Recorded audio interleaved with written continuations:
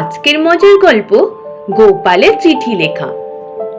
গোপাল লেখাপড়া বিশেষ কিছু জানতো না, যদি বা লেখাপড়া কিছু জানতো কিন্তু হাতের লেখা ছিল খুব খারাপ। রাজা কৃষ্ণচন্দ্রের ভাঁড় হিসেবে তার খ্যাতি চারিদিকে ছড়িয়ে পড়েছিল। পাড়াপড়শিরা তাই তাকে সমীহ করে চলত। কেউ বা কেউ বিভিন্ন প্রয়োজনে গোপালের সঙ্গে এসে দেখাও করত আর পরামর্শও নিত। গোপালের বুদ্ধি নিয়ে প্রায় সকলে চলতো। একদিন এক বুড়ি এসে বলল, গোপাল ভাই, আমার একখানা চিঠি লিখে দাও না গো। আমার না 9 ছেলে পুরী থেকে 10 ক্রোশ দূরে নাগেশ্বরপুরে থাকে। কোনো খবর পাচ্ছি না, বেশ কয়েকদিন হলো। টাকা পয়সাও নাই যে কাউকে পাঠাবো। বুড়ির কথা শুনে গোপাল বলল, আজ তো আমি চিঠি লিখতে পারবো না ঠাম্মা। কেন ভাই, আজ কি যে তুমি চিঠি লিখতে পারবে না? অনেক দিন হয়ে গেছে, আজ না লিখলে নয়, তুমি একটি লিখে দিও ভাই। আর তোমার দেখা সব সময় পাই না যে তোমাকে চিঠি লিখতে বলি। আজ দেখা পেয়েছি, একখানা চিঠি লিখে দাও ভাই।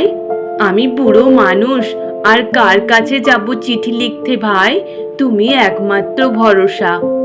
আমার যে পায়ে ব্যথা গো ঠাম্মা, পায়ে ব্যথা, তাতে কি হয়েছে?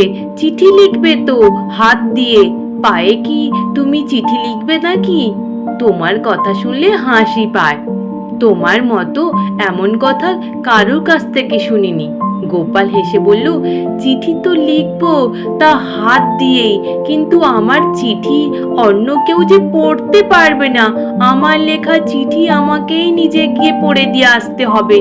আমার যে এখন পায়ে ব্যথা, এখন পুরিয়া, আবার পুরী থেকে 10 ক্রোশ দূরে নাগেশ্বরপুরের চিঠিটা তো আমি পড়ে দিয়ে আসতে পারবো না। না, তাহলে তুমি অন্য কাউকে দিয়ে চিঠিটা লিখিয়ে নাও। আমার পা ভালো হলে চিঠি লিখে দেব এবং গিয়ে পড়ে আসবো। বুড়িমা এরপর আর কি বলবে? বাধ্য হয়ে চিঠি না লিখিয়ে ফিরে যেতে বাধ্য হলো গোপালের বাড়ি থেকে। আরো এক মজার গল্প, গোপালের অতিথি সৎকার। এক বিদেশি পথিক রাত্রে অজানা জায়গায় এসে পড়েছে। তার উপর বৃষ্টি ঝড় নামলো খুব জোরে। এই ঘন অন্ধকারে মাঝে মাঝে বিদ্যুৎও চমকাচ্ছে।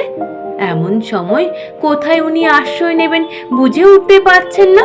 পথের ধারে এক বাড়ির দরজায় গিয়ে বারবার আঘাত করতে লাগলো। ওই গৃহস্বামীটি হচ্ছেন গোপাল। তিনি উপর থেকে জানলা দিয়ে মুখ বাড়িয়ে বলেন, কে হে বাপু তুমি? এত রাত্রে কড়া নাড়ানাড়ি করছো যে? পথিক বললে, আগে আমি বহুদূর থেকে আসছি, বিদেশি পথিক। গোপাল তখন বলে, এখানে আপনার কি যায়? পথিক তখন বলে, রাত্রিটা এখানে থাকতে চাই মহাশয়। গোপাল, তা থাকতে পারো ওখানে, তার জন্য আমাকে ডাকবার তো কোনো দরকার ছিল না তো। ওটা তো সরকারি রাস্তা, যে কেউ ওখানে থাকতে পারে। বাড়ির বাইরে ওই আশ্রয়টুকুর জন্য প্রার্থনা করার কোনো প্রয়োজন নেই। না না, আমার কোনো আপত্তি নেই, তুমি নিশ্চিত ওখানে থাকতে পারো। কিন্তু পরে সেই পথিককে আদর করে ঘরে ডেকে নিয়ে খেতেও আশ্রয় দিয়ে এবং শুকনো কাপড় চোপড় তার সেদিন বহু উপকার করেছিল গোপাল। আজ এই পর্যন্ত। নিশ্চিত তোমাদের সকলের ভালো লাগবে। আর যদি ভালো লেগে থাকে তাহলে একটু লাইক আর সাবস্ক্রাইব করে দিও। আর তোমরা সকলে ভালো থেকো, কেমন? টাটা।